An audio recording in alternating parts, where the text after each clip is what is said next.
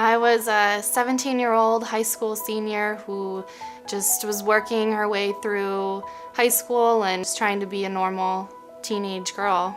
It was about November of my senior year, which was 2009, and I was working and I was a waitress at a local restaurant, and so I was constantly on my feet, constantly moving, and just one day I had felt that my knee kind of felt weird. The doctor had felt around and just thought it was torn muscle from walking around all the time and being constantly on my feet, so she advised me to go to physical therapy and then get an x-ray. That's when everything changed. The doctors found a cancerous mass in Mariah's knee, and she immediately began aggressive treatment that included 40 courses of chemotherapy. A couple weeks after I was diagnosed, I had started treatment. I went into Roswell, and the first day they had to put in my port, which was, I still have the scar from it right here, and that's where you would basically get all of your medicine. And that first round of treatment was the worst.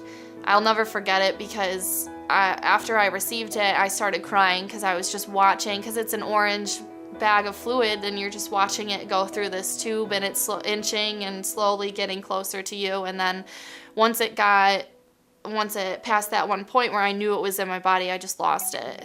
It's not easy for anybody to keep it together during cancer treatment, but it's especially hard for teens and children. The Mikey's Way Foundation was started by a teenager who had to spend a lot of time in treatment. He knew from firsthand experience what it meant to be isolated from his family and friends at a time when he needed that contact most of all. So when he was granted a wish by the Make-A-Wish Foundation, he wished for a shopping spree to buy electronics that he could give away to other kids in treatment. Electronics that could keep them connected with their buds and distract them from the reality of their situations. I know from personal experience that these things really help. There's a very strong connection between the mind and the body, and taking your mind off the treatment and having something to do, being entertained, really makes you feel physically better. Mikey wasn't just generous, he was smart too.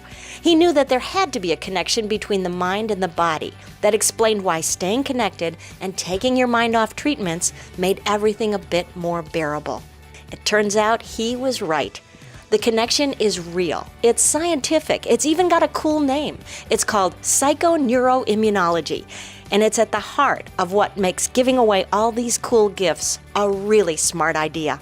I love the foundation. It means the world to me, and it holds a special place in my heart.